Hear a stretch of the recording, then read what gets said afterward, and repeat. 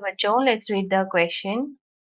A ray of light is incident on a prism at an angle of 45 and pass symmetrically as shown in the figure. Calculate angle of minimum deviation, the refractive index of the material of the prism, and angle of refraction at the point P.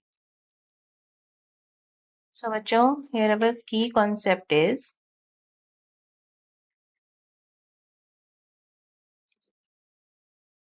the conditions of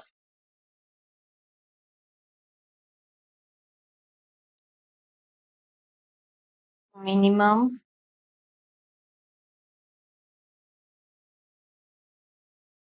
deviation. सबसे पहले तो देखिए जब minimum deviation होता है तो जो refracted ray होती है that is parallel to the base of the prism. तो यहाँ पर आपके पास angle of incidence is equal to angle of emergence and R1 is equal to R2, let's say R.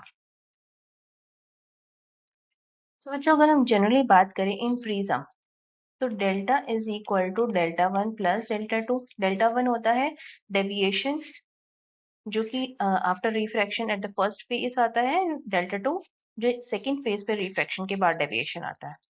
So which is equal to I minus R1 plus E minus R2।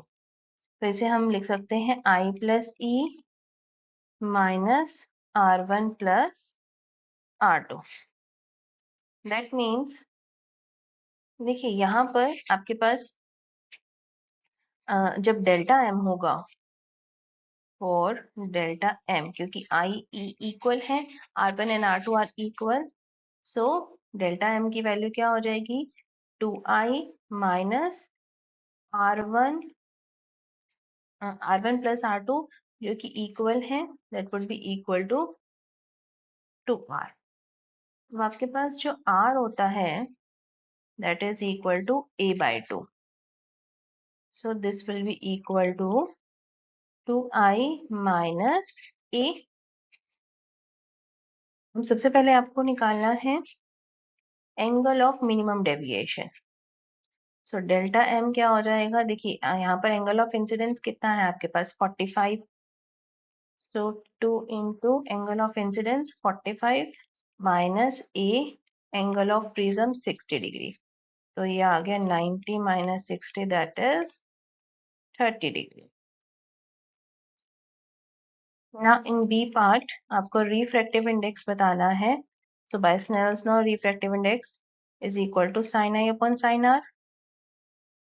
आई की value क्या है delta M plus A by 2 upon sine R किसके बराबर है a by 2 और I का वैल्यू we got it from this equation।